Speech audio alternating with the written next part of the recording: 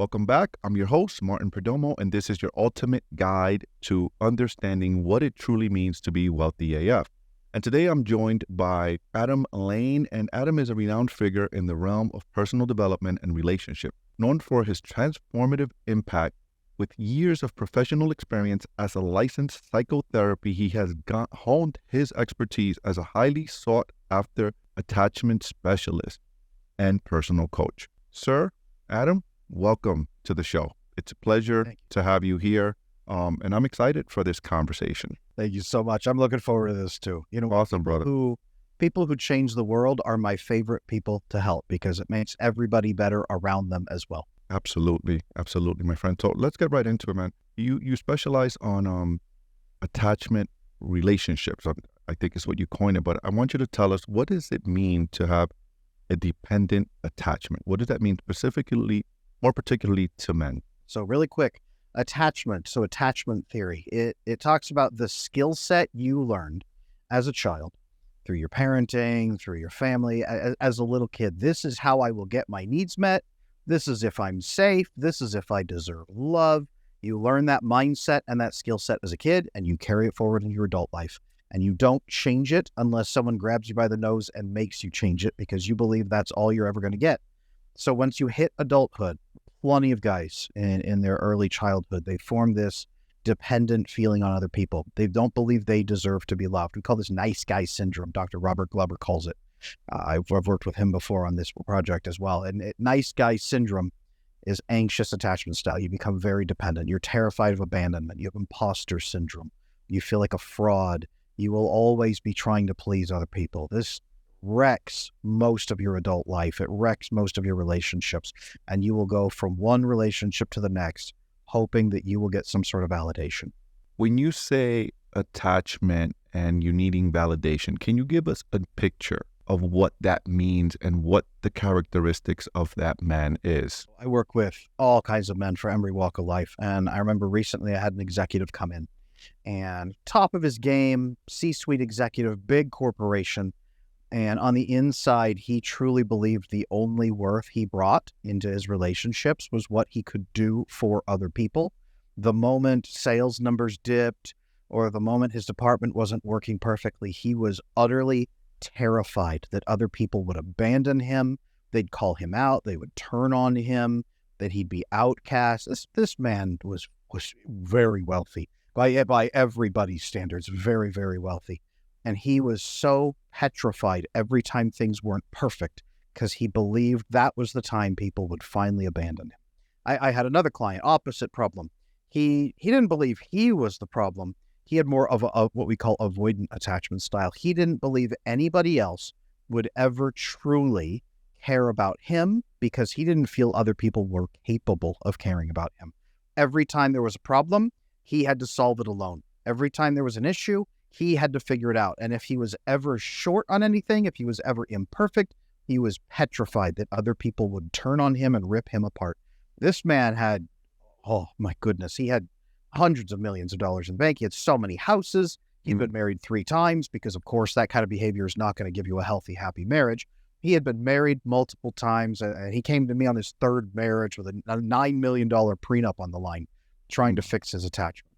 It is fixable. And that's the number one thing I want to put to everybody out there at home right now is it is fixable. If any of these feelings are resonating with you, it's a skill set and a mindset you learned, which means you need to learn a better skill set and a better mindset going forward. But otherwise, this will haunt you. What does it mean when a man is super wanting to please his woman at all costs? So I know a lot of men this way. I've seen a lot of men. I actually used to be that guy that was peace at all costs. Whatever my wife wanted, I would do. And I'll share the story with you real quick. One day, I'm in my pool in my yard, and my wife comes, and I'm just by myself in the pool. The kids were small. My kids are big now. They're all adults now. And Adam, she comes on to the deck of the pool, and she says, I got to talk to you. And you know, that's the dreaded, we need to talk, right? I'm like, all right, cool. I'm in the pool. She's on top of the deck, and we're talking. And she goes, I got to tell you something. Every time I'm really not happy, she goes. I'm like, why? I couldn't understand. You got the nice house, you got the pool, you got the kids, you don't work, you got everything you need. I couldn't understand understand this. And she says to me, I feel like you're not your own person. You don't have your own personality. She was like, it's not, you just do things because you want to please me. You say yes to me. If I want this, you say yes. If I want that, you say yes. You never say no to me. And I could not understand this, Adam, for the life of me. We've been married now 21 years, been together 27 years. I could not understand this for the world of me. And that was the beginning of my breakthrough. And I was like, I lost it. I went into baby mode, and how could you say that? And every woman, I thought in my head, every woman wanted that. And I'm grateful for her because she was expressing to me what she needed in her feminine energy, what she needed from me as a man. I mean, I don't want to go into the whole story. I have my breakthrough from there, but what advice would you give to that guy? Because I know a lot of guys like that. We're not taught. It's like, oh, I just want to make my wife happy, and happy wife, happy life. Excuse me, but I think that's BS. I don't buy into that. That's horrible advice. Absolutely. You're speaking my language, because one of my good friends that I grew up with, same thing, right? The research shows about 50% of American men now have attachment issues. 50%. We don't talk about it, but it's half of the population have this now. One of the guys I grew up with, his mother and father came here from Mexico. He was born here. He grew up with this tough as nails mom. Good mom, but tough as nails.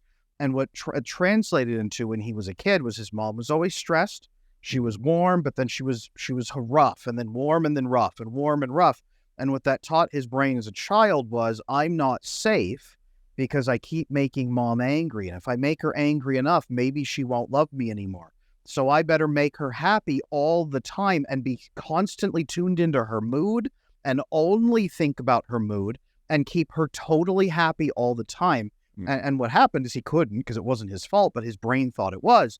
So his brain craved this hormone called oxytocin. Oxytocin is the love hormone that mom gives you when you're a kid and that you're supposed to give to your partner when you grow up. It's holding hands, it's talking, it's love making, it's everything. And when we have that anxious attachment, that dependency, we are chasing that hormone, but we're also petrified of being abandoned. So he grew up, and I remember his first girlfriend. I remember meeting her. She was vicious. She was mean. She treated him like garbage. She made him the butt of jokes. And then she would be really, really kind and loving when he would get hurt emotionally by her behavior. She would flip around and then keep him on the hook and be really good in bed and really good in other areas, but then would treat him like garbage. It was this constant back and forth. And I said, man, what are you doing with this woman? Like, why do you put up with this? And he'd say, well, what do you mean? This is just how it is. This is how women are. This is what his mama trained him to do. And so here's what gave him his breakthrough. And here's what I trained him and taught him. He's my good friend. I said, buddy, if you act like this, you're being a child to an inconsistent mom. Now, there's two things that's going to happen there. One, you're either going to get an inconsistent woman who's going to be happy because she can control you, but she won't really be happy because now she has to control you. And that over time, she'll disrespect you and then cheat on you. Or number two, you're going to get with a good woman who does not want to be up here above you and doesn't want a child. She wants a man. In no way are you going to be happy. So what you've got to do is challenge that belief from childhood that you have to make women happy at all times, at any cost, because you are not a child anymore. And women don't follow children, women follow men. So he did, just like you. He had to step into his own honor code and figure out who he was. He had to find his mission in life as you have found yours. He had to chase his purpose, and on that road, meet other men who were full of purpose. And as he did this, the respect he got from women in his life went up and up and up until he broke up with that girlfriend, thank goodness, and then found a good woman who wanted to follow him. She respected his mission. She respected his principles. She respected his character and said, I want to follow you and enhance your mission and make your life better so that you can reach higher and help more people. And that was his change. That's the story. And that's what men out there need to hear. That's great. That's a great insight you gave, my friend. I've had a couple of other guests on my show where we're talking about this topic, and it's you mention it. Secure men have a purpose, have a mission. They're clear on who they are. They're clear on what they want.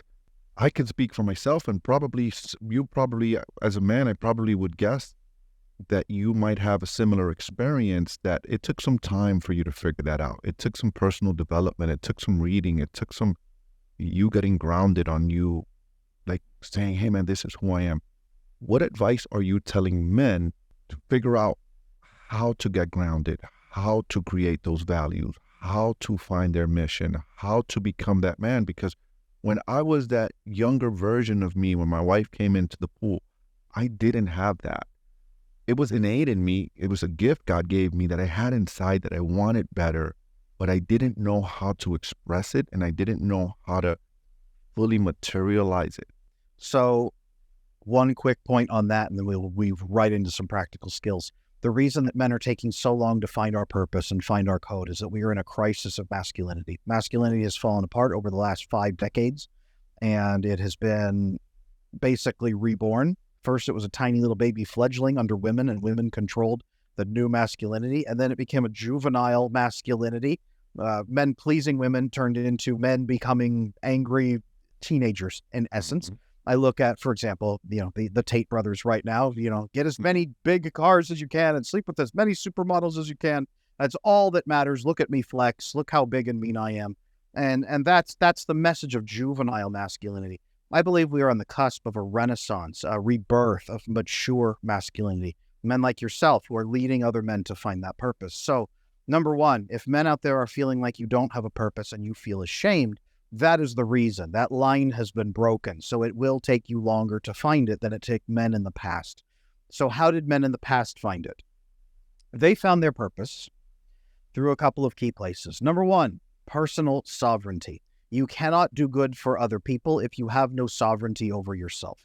That includes finding places where you are afraid and challenging those fears. Finding places where you are ashamed and finding solutions to that shame. Okay? Number one thing I want to hit here, men, your feelings are useful data, but ultimately they also don't matter. Okay? Your feelings will tell you a lot of wrong things from your childhood that are not true, but they are useful data to tell you if you are in pain and if you're in a bad state that needs to change. If men are depressed, depression is a natural response to a bad setup in your life, and you need to change the setup in your life so you are no longer depressed. Anxiety is another kind of pain that we can feel, or the anticipation of pain. You are anticipating pain from a variety of areas, perhaps in your relationships, especially.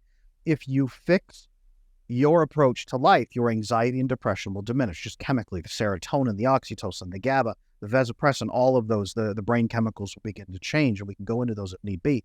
So here's what you need to know. Find where you're in pain and understand that there is a part of you, a future version of you, that is no longer in that pain. Once you recognize that, then it is clear steps that you must take to reach that self. Yes, your principles. Find your 3 core principles. What I tell men is this. Find the places you feel most ashamed of yourself. Find the moments that have made you most unhappy. Find the places where you have felt most like a fraud. What did you violate? Did you lie? You broke honesty. Did you break your word? You broke integrity. Were you harsh to someone who was hurting? You broke your compassion. Did you shy away from a challenge? You broke your courage, right? Your loyalty, your perseverance, your strength, your morality, your creativity, your freedom, your sovereignty. What are your three core principles? Figure them out and write them down. Put them on a phone reminder so that they hit you in the face every morning. I am a man of this, this, and this. The research is clear that if you say, I like these 3 things, you have a 30% chance of following through.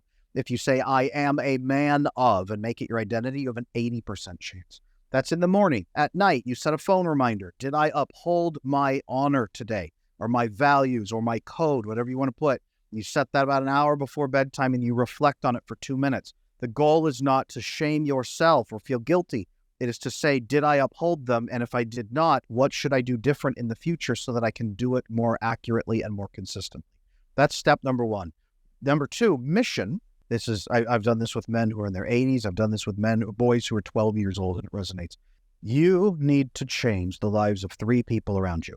Okay? Just 3. And if they change 3, that's 9. And they change 3, that's 27. And they change 3, that's 81. Okay? You have this glorious ripple effect that goes and goes and goes. You've got 120 people that change from you out from that ripple. Now, that could be 3 children. That could be 3 people you mentor. It could be 3 people you teach really important skills to. It could be 3 people on this podcast. You've got way more than 3 people, but it could be 3 people in this audience whose lives you changed forever, right? 3 people, and then 3 and 3 and 3. And everything you stack on top of that is more. But that's 120 people whose lives will be fundamentally transformed by how they interact with you and what they learn from you. You can have what's called a united legacy, where all of those people are healthy and flowing and work together and build a new system that makes the world better, or a fractured legacy where they are miserable and broken and depressed and separated and distrust each other, and the world gets just as crappy as it is now. So your legacy and your principles are your driving force as a man. Everything after that is just skills to make those things stronger. Okay, I need to improve my legacy. Let me gather communication skills. One of the best skills you can learn in the world is communication skills, to communicate with other people.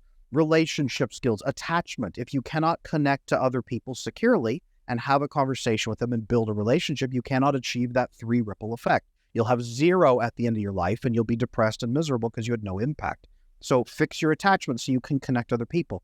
Your purpose will be found in your relationships, and your impact will be honed by the character you build through your principles.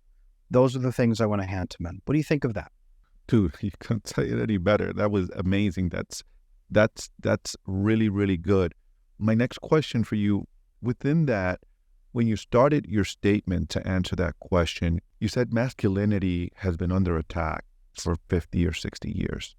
Can you tell me more about that? Why, how? Because I feel the same way. I have my own theories, but I like to hear your thoughts on that. Oh yeah. World War I, I'll be really quick, but it's a slow burn. World War I destroyed a generation of men, those who died and then those who came back broken and damaged. And the ones who were left had to haul butt to try to pick up the slack for everybody else. They broke, they fell apart. It's called the lost generation. And after that came the Dust Bowl and the Great Depression, and families leaving their farms for the cities. It was the first time in 1920 that there were more families living in the cities than in the farms. They were forced to do this. They broke their safety nets, their family, their connection, all the bonds, all the extended families. Then the parents went into the cities and worked 16 hours a day. And the average work week was anywhere from 80 to 100 hours per week for the average factory worker, until Ford came along and built the 40-hour work week, got sued into the ground by other people who said he couldn't do that. But families were destroyed, and they barely survived. And then they had to fight World War II. And their parents, it's called the greatest generation. Real quick, brother, families were destroyed because of the 40-hour work week? No, because of the 100-hour work week. Also because of all the deaths, the meat grinder from the World War. Got it. Wars, from the Dust Bowl, from suicides, from families falling apart, people walking away, dads giving up.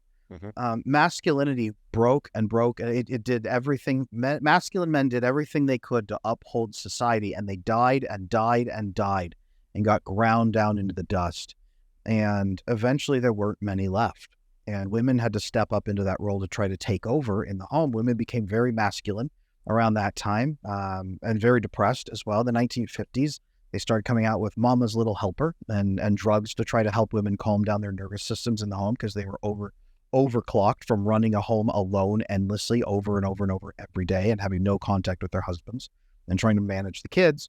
Very masculine women emerged from that to try to keep the family intact. And women can do that, but long term they shouldn't have to. It burns them out really hard. Then you have the baby boomers who came along and said, my family didn't understand me. They didn't give me love. They just yelled at me. They were mean. The boomers are currently tripling their divorce rates in their 70s and 80s right now, because they never learned how to love. That's where we really see broken attachment starting, is that it ended the transmission of love and connection from parent to child around that boomer generation. Then they had their first set of kids, the Gen X and Gen Y, and they were deeply confused about how to live. Their parents were angry. Their parents broke up. They didn't know what to do. Gen X is still like very confused, trying, just quietly working along in their life. The boomers went off and said, well, screw that. I messed up my first family, but it's probably their fault anyway. I'm going to have a second family and make them tougher. Then they had the millennials. The millennials have never seen a functional family system, not really. They've heard about it, and the boomers have yelled at them largely about, you owe everything to your family. You owe everything to your parents, but your parents owe you nothing. We raised you to 18 and kicked you out. You have to go make your own way. We won't ever help you, but you better be there to help us. And millennials got furious at the boomers and pushed back. And now we have Gen Z, who they essentially live in what is a broken culture. People keep waiting for the collapse to happen. The collapse has already happened. Mm-hmm. The family already shattered. Masculinity ground into the dust and died. And then women picked up the masculine torch and raised a generation of men who had no masculine guidance. So we have Gen X and millennials raised with no concept of what it means to be a man, and they were just sheltered under women. Now we have late millennials and early Gen Zs who are big, swaggering, juvenile masculinity, where they're trying to copy Andrew Tate and get 9 Bugattis and 15 girlfriends. And that's a juvenile masculinity of I won't be controlled anymore. They're trying to regain personal sovereignty, which is excellent, but they are denying what personal sovereignty is supposed to accomplish. Men are not designed to simply walk into this world, be personally sovereign, and then die without accomplishing anything. Personal sovereignty is the foundation for then offering shelter and protection and provision and guidance to everybody else that you allow to shelter under what you have built. That's the second half of masculinity. Mature masculinity steps into its role as that caretaker, as the provider, as that leader, as that. That is our next step. Masculinity is already being reborn. Everything you have said here, your listeners at home, they're resonating with that. And I hear it in you. You are a rebirth of mature masculinity, stepping forward. Your wife called you to the quest, and you stepped forward into mature masculinity to become that man that you need to be. And that's beautiful. That is the story of masculinity, and it is coming back in a big way. Man, this is such a great episode. I'm so glad that you're here. I listened to one of your recent episodes, Adam, in your podcast, and love your podcast, by the way. Good stuff, man. Guys, check out his podcast. I Wish You Knew podcast. I Wish You Knew podcast. There you go. Great freaking podcast, guys. Go check it out. You were having a discussion there, and you made a statement that so resonated with me, man. It just like, man, that's good. You said you can be with your spouse. You can be vulnerable without being weak. And I was like, holy shit, that's freaking power right there. Please, because I've figured that out, but it took me a minute. And I'm going to share a story with you in a minute once you explain that to us. That just happened to me this morning. But can you explain what that means and the art of that, please? And it's so simple. You already displayed it during this episode. You already did. When you said, I want to tell you about when I was the nice guy and my wife came out and she told me I am not happy. And it's because I was not living the way I needed to live. But what did you do next? That was you being vulnerable. And that's where most men will stop. And they feel ashamed and they feel sad. And other people are confused and don't know what to do about it. So it makes them feel bad. But you didn't stop there. You stepped into that and said, so here's what I did. I stepped forward and I grew and I became this man they needed me to be. And let's talk about that. I'm using this information to lead us into the next step. You shared for a purpose. Here's the difference. Is men at home, you're probably hearing, be vulnerable. And you imagine falling on the floor, crying like a child, and somebody having to comfort you. Because that's what most men wanted when they were a kid and didn't get. They were not comforted the way they needed to be. And they also weren't picked up, masculine guidance. They weren't picked up and said, okay, it's okay to cry. It's okay to hurt. You need to find the next step after that happens, right? There's a beautiful line from the play Macbeth, where Macduff, his family has been murdered by Macbeth. And the prince and everybody comes to him and says, look, Macbeth killed your family. You need to come get revenge and kill him for your family. And he has a beautiful line that I've never forgotten. He says, I will deal with it as a man, but first I must feel it as a man. And he allows himself to grieve. And then he gets up and leads a campaign to take down the tyrant Macbeth. but first he has that moment where he feels it.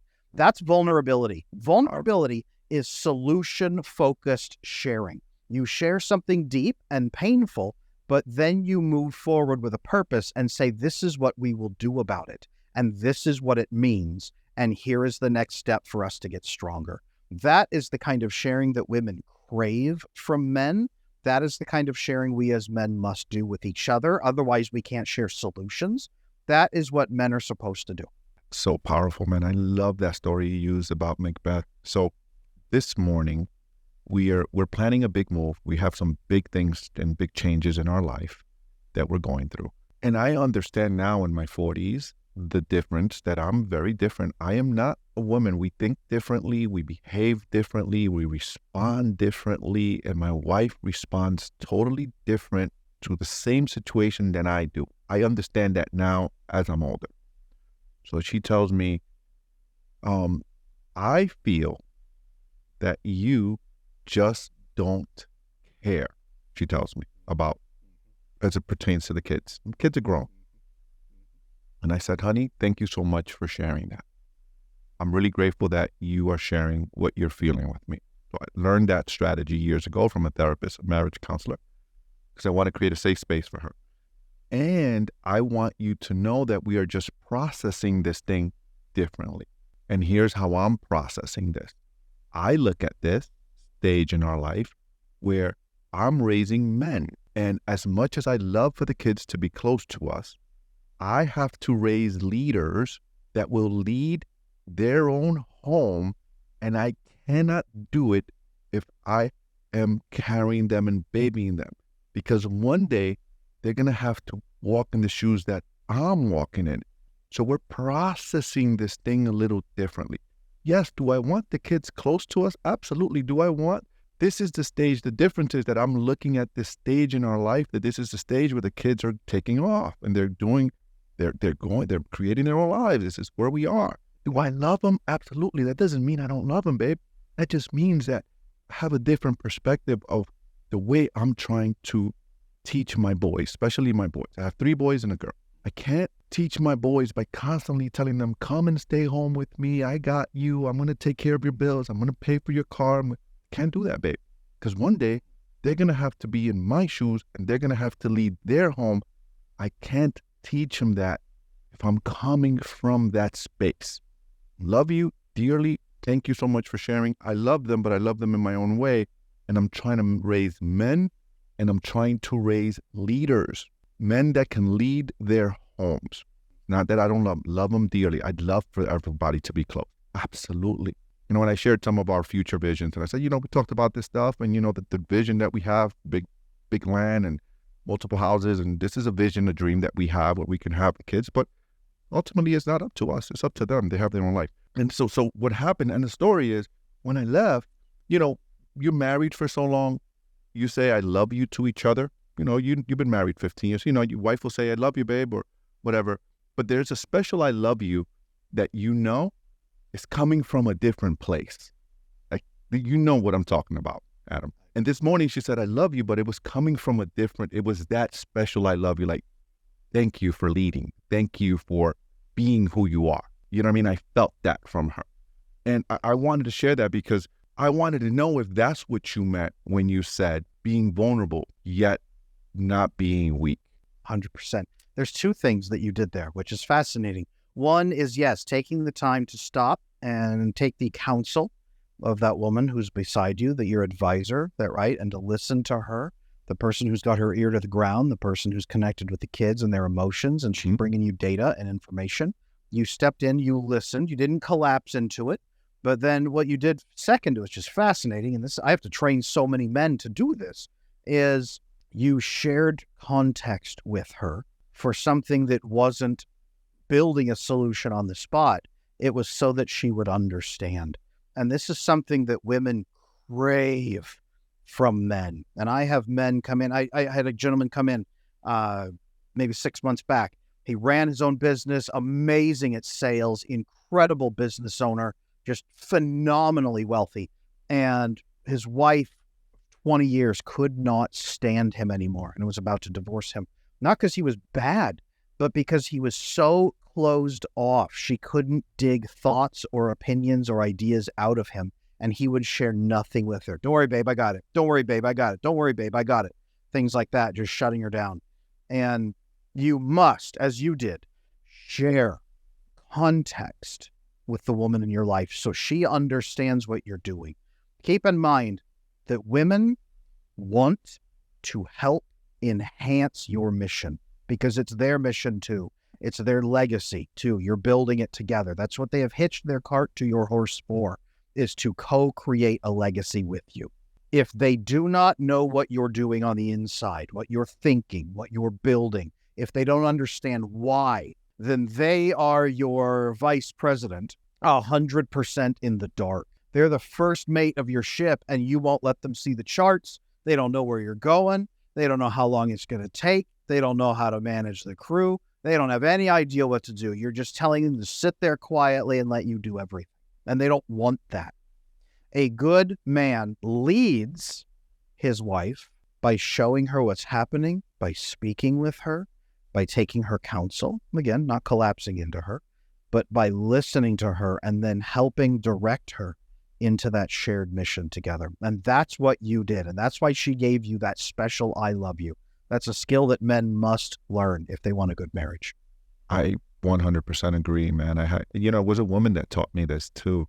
My friend, it was a woman therapist, and I'm really thankful for her because I've had my challenges, man. I've been 27 years, 21 years marriage, having to have figured this stuff out, got kicked out of the house multiple times for doing baby things, just being immature and not being able to take conversations like that. I mean, 10 years ago, 15 years ago, that conversation would have gone horribly wrong. I would have gone on super defense mode, or you don't understand me, you just being a mommy. I just would have been super defense mode, and I would not have known how to articulate myself and create that safe space for her. Here's one thing I've learned is to create a safe space for your woman to challenge you without you feeling offended, right? That's an art. That took me years to create that safe space because there was so much attack if there was any criticism. How does a man create a safe space in their relationship for their woman to help them be a good helpmate for them? Because I found that my woman is my biggest cheerleader and it's my biggest motivator. If I have the right setup, when your woman is by your side, man, you feel like you could take on the world, right? Nothing can stop you. I love this. I love this so much. So I had a male client come to me about a year ago, and his wife was constantly at his throat, questioning him on everything. And I will say she wasn't wrong on some of the things, but she was going really extra hard, more than was appropriate. And he was about ready to divorce her because he said she's the problem. So I sat him down and I said, well, let's talk about this. How have you responded to her challenges throughout the course of your marriage?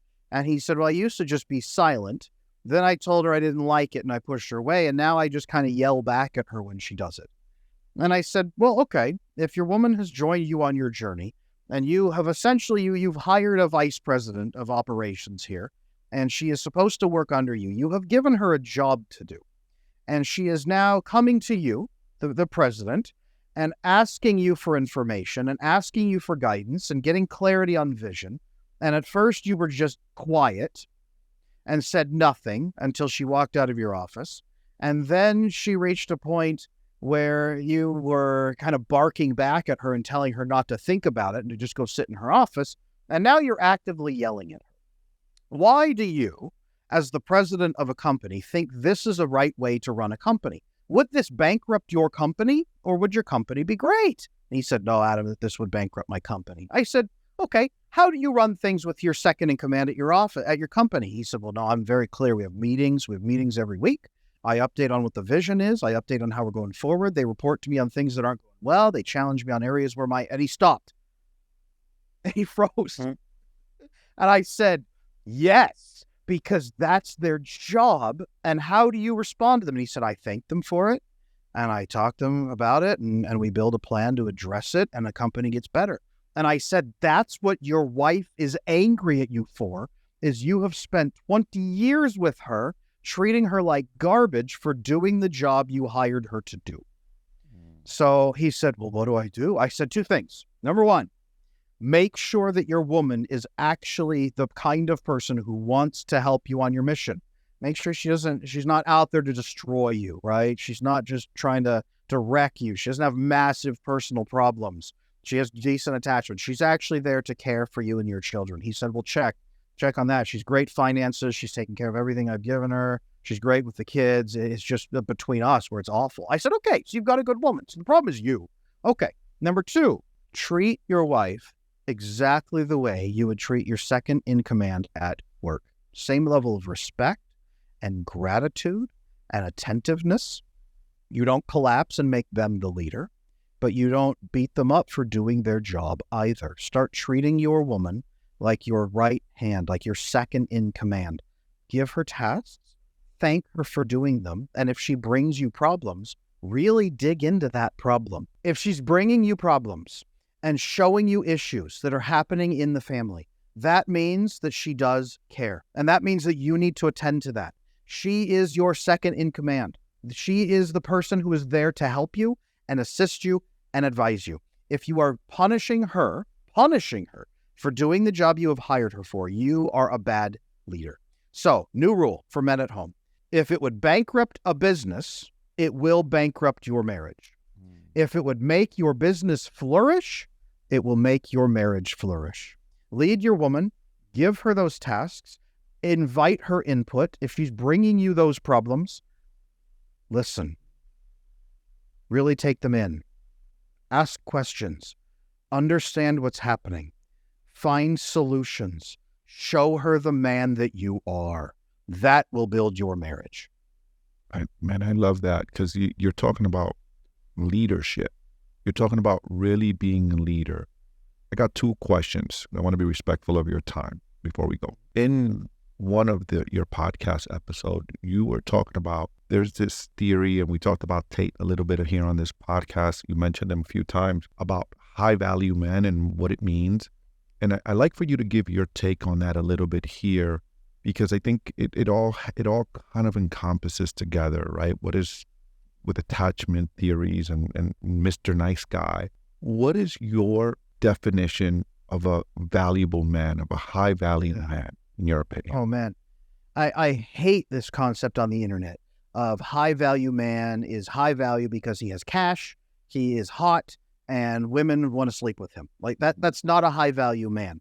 That is a man who has a bunch of resources and gets a lot of attention. But that may not be a man who leaves a lasting impact that improves the world around him. Keep in mind that the purpose of masculinity, we were not created in a vacuum. Man didn't just walk up out of the sea one day and say, all right, here I am. I'm a man. I'm going to go get a bunch of money, drive a fast car, and sleep with a bunch of women. Man came about. He is a leader. He is here to govern with love and care. He is here to lead his wife and provide shelter and safety so that she in turn can lead and nurture those children who in turn will grow up and become men and women in their own right. We have personal sovereignty. A high value man learns throughout the course of his life personal sovereignty so that he is truly the master of himself and his fear does not control him, for example. But then he uses that personal sovereignty to shelter others, to build something, to create something. He becomes what I have called a Hammurabi man. Hammurabi was the leader of Babylon, and he posted throughout his city pillars with the laws of his city. And if you wanted to live safely in his city, you simply had to follow these rules. And if you followed these rules, you would be safe. And if you broke the rules, the discipline was listed on the pillar of what would happen. So everybody there was governed by his code, and everybody there was kept safe by his purpose. Back to the beginning of this conversation we had. A high-value man maintains personal sovereignty and cares for others through sheltering and providing so that they can grow into the best versions of themselves. That is a high-value man. Man, that is so powerful, Adam. That is so freaking powerful, because there's, like you said, that misconception on the internet, cars and money and houses, and it's like, okay, as a man, Do I want to be around you if you have all of those things, but you have no integrity, you have no self-control, you mistreat women, you don't protect the elderly, you don't do the right thing, you don't keep your word? I could care less how much money you have. I could care less. Dude, means nothing to me. All of that means nothing if you stand for nothing, if you have no integrity, if you don't stand for what's right and you don't do what's right and you don't stand for something positive. Well, whatever positive means to me or that individual, right? So to me, that whole high value man thing that's online, it's a hoax. It's a hoax. I want to ask you, what advice are you giving to the Gen Zers? These really young guys, man, that just, they don't have that masculine guidance. They're being told it's okay to be whatever you want to be. It's okay if you want to cry. It's okay if you want to, it's okay if you want to be this. It's okay if you, like, look, you and I are both grown, mature men. Here's what we know, right? Here's what I know as a man. A man feels most as a man when he is providing, he is being useful, he is contributing in a positive way. Now, that's not an easy thing to do. That could be contributing in your household, leadership, just doing those things. When society tells you it's okay to just be playing video games all day, it's okay to wear a dress and act like a lady, these young men, I think intrinsically inside their soul, they know it's not okay. I believe that because I'm a man, you're a man. We know that doesn't make us feel right. We feel most like men when we're doing the hard things. And the hard things are those things that we just talked about, when it's uncomfortable. Modern men are more alienated from each other than men have ever been throughout history. And men are designed to share solutions together and to build things together. Men thrive together, but we're more separated than ever. I was reading some recent research that says 2/3 of young people report in high levels of loneliness, and 1/3 of young people report so much crushing loneliness every single day that they wish they were dead. 1/3. So young men today are more alienated and alone than they've ever been at any point fairly in history. Now, couple that with the fact that, like I said earlier, we are living in a post-societal collapse. We are. It may not look like it. You can still get McDonald's and you can still watch Netflix, but the society itself has collapsed. So Gen Z guys out there, you are living in the rubble of better civilizations. What has happened throughout history when men face that circumstance? Let's give men a quest, okay? Rome. Rome was founded by men wandering around in the wilderness with nowhere to go. And one man, as the legend goes, declared the village of Rome to be a new place and pulled in every foreigner and every wanderer and every outlaw he could find. And they banded together as men to build a new place for them. And then they expanded and grew and became one of the mightiest empires the world has ever seen. So that 2,000 years later, we still build roads the same way that they taught us to build. Our armies are structured the way they built them. Everything is built on the back, in many ways, of the Roman Empire here in the West. And it started with a bunch of lonely, unwanted men wandering in the ruins and the wilderness. That is young men's quest today, is to band together with other men who are desperate for your brotherhood. You become a masculine man and you connect with other men and you sharpen each other and you find the pathway forward for everybody. That is your quest, and you will find brothers on the way. Love that. I love that. Thank you so much, my friend, for coming on the podcast and sharing so much insightful wisdom and all of these nuggets you shared with us. Thank you so much. My final question is there something I didn't ask you that I should have asked you that would provide value to myself and my listeners that you haven't shared yet? Really good question. Lonely young men, or men who just can't find a woman to love you, if you're afraid of being alone forever and that no woman will ever want you, women respond resoundingly to strong, authentic masculinity that comes with direct communication and a desire to protect and shelter others. with integrity. If you have that, you will pull in more female attention than you will know what to do with, and you can build a family, and you can build friendships, and you can stop being lonely. And to make that work, you must fix attachment issues, which it's almost certain that you have 1 in 2 chance, 50-50. Fix your attachment so that you can live securely and confidently, and you will be a person who draws other people to you because of your character. Couldn't say it any better, my friend. Couldn't say it any better. That's awesome. That's awesome. If people wanted to connect you, they wanted to find you, they wanted to join your tribe, they wanted to bring you on as their coach, where do they find you? How can they connect with you, Adam? Give it to us, please. I am online at adamlanesmith.com, my website. You can find a ridiculous amount of information on my YouTube channel where I am at Attachment Adam. I'm also at Attachment Adam over on Instagram. I am at Adam Lane Smith on Twitter. And I'm even on TikTok. That's at Attachment Bro for the younger generations. You will find all of that information all over those websites and all over my personal website for coaching. I have a private mentorship community. I have the Attachment Bootcamp video course that shows you how to fix your attachment in 10 clear steps.